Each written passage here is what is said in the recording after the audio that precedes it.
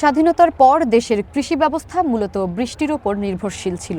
বর্ষায় যেমন অতিবৃষ্টিতে ফসল তলিয়ে যেত, তেমনি শুকনো মৌসুমে পানির অভাবে মাঠ ফেটে চৌচির হতো। এই সংকট কাটাতে ১৯৭৭ সালে তৎকালীন রাষ্ট্রপতি জিয়াউর রহমান হাতে নেন এক যুগান্তকারী পদক্ষেপ। নিজেই কোদাল হাতে নেমে পড়েন খাল খননে।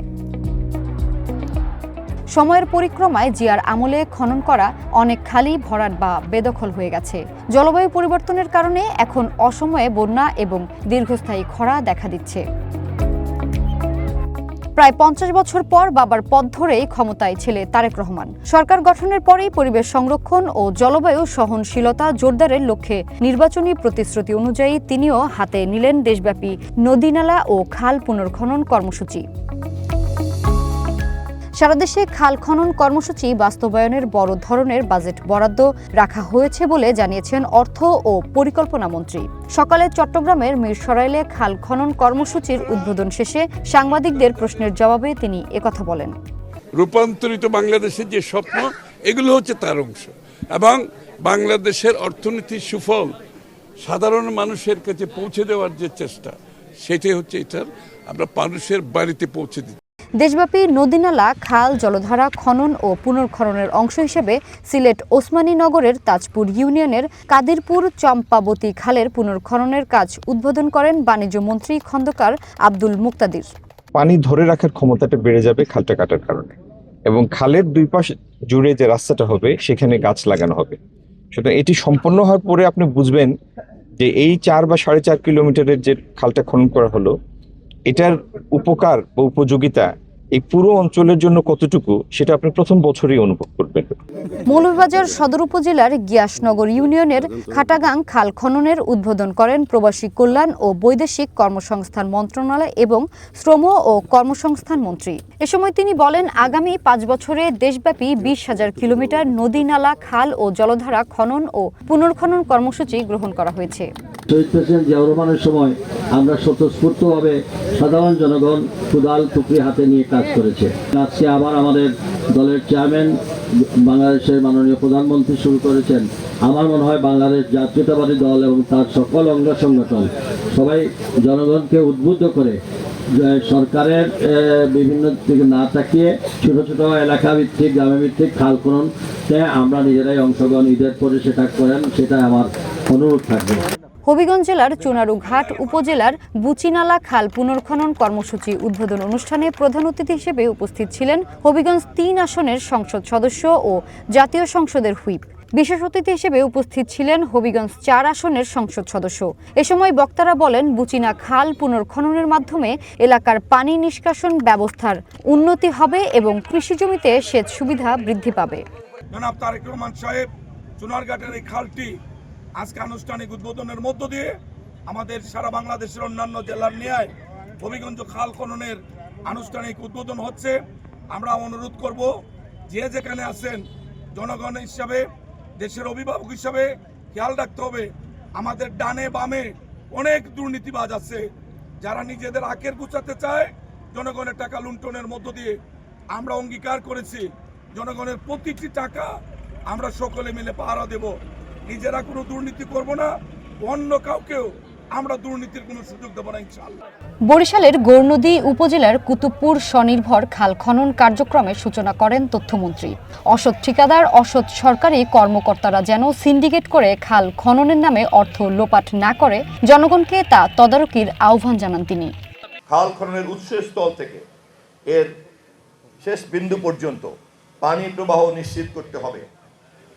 খাল খনন প্রকল্প কিন্তু ঠিকাদার আর ইঞ্জিনিয়ারের টাকা পয়সা আয় করার জন্য হতে পারে না। খাল খনন প্রকল্প হচ্ছে কিন্তু নদীতে পানি প্রবাহ করে কৃষি জমিতে পানি পৌঁছানোর জন্য। অতএব আমাদের মধ্যে যারা আমরা অসৎ ঠিকাদার আছি এবং অসৎ প্রকৌশলী আছি, আমরা যেন কোনো সিন্ডিকেট তৈরি করে খাল খননের নামে সরকারি টাকা চুরি করার প্রকল্প কিন্তু তৈরি করতে দেওয়া যাবে না। পটুয়াখালীর গলাচিপা উপজেলায় নিজে মাটি কেটে মাথায় ওড়া নিয়ে খাল খনন কর্মসূচি উদ্বোধন করেন প্রবাসী কল্যাণ ও বৈদেশিক কর্মসংস্থান মন্ত্রণালয়ের প্রতিমন্ত্রী। বগুড়া শিবগঞ্জ উপজেলায় বিল হামলা খাল পুনর্খনন কর্মসূচি উদ্বোধন করেন স্থানীয় সরকার ও পল্লী উন্নয়ন প্রতিমন্ত্রী। এ সময় তিনি বলেন, প্রধানমন্ত্রীর নির্দেশনা অনুযায়ী খাল খনন কর্মসূচিতে মেশিনের পরিবর্তে স্থানীয় খেটে খাওয়া মানুষদের সম্পৃক্ত করা গেলে শহর থেকে মানুষের গ্রামে ফেরার সুযোগ সৃষ্টি হবে। খাল খনন, নদী খনন, বৃক্ষরোপণ বিভিন্ন কর্মসূচির মধ্যে আমরা যদি সাধারণ মানুষকে সরাসরি সম্পৃক্ত করতে পারি, তাদের যদি কর্মের প্রসার ঘটাতে পারি এবং তাদেরকে অর্থ যদি নগদ হাতে উঠিয়ে দিতে পারি, আমরা মনে প্রাণে বিশ্বাস করি বিএনপি সরকার তারেক রহমান মনে করে যে সাধারণ মানুষ গ্রামমুখী হবে, শহরমুখী হবে না। স্থানীয় সরকার প্রকৌশল অধিদপ্তরের আওতায় নওগাঁয় নিয়ামতপুর উপজেলার জলবায়ু ও দুর্যোগ সহনশীল ক্ষুদ্রকার পানি সম্পদ ব্যবস্থাপনা প্রকল্পের অধীনে বেলগাপুর তুলাপাড়া উপ প্রকল্পের 1.20 কিলোমিটার দীর্ঘ বেলতলা খাল খননের কাজ উদ্বোধন করা হয়। এতে প্রধান অতিথি হিসেবে উপস্থিত ছিলেন ভূমিমন্ত্রী। সব জায়গায় বেগম জিয়ার সময় যে রাস্তাগুলি পাকা হয়ে গেছিল দীর্ঘ ফ্যাসিস্ট সরকারের সময়, যেগুলো অযত্ন অবহেলা এবং আমাদের প্রতি যে বিমাতস্বরূপ আচরণ করেছিল, মাননীয় প্রধানমন্ত্রী ইতিমধ্যে সমগ্র নওগাঁর প্রায় সিংহভাগ রাস্তা মাননীয় সংসদ সদস্য যেগুলো দেখা দেবে সব রাস্তা পুনরায় নির্মাণ হবে।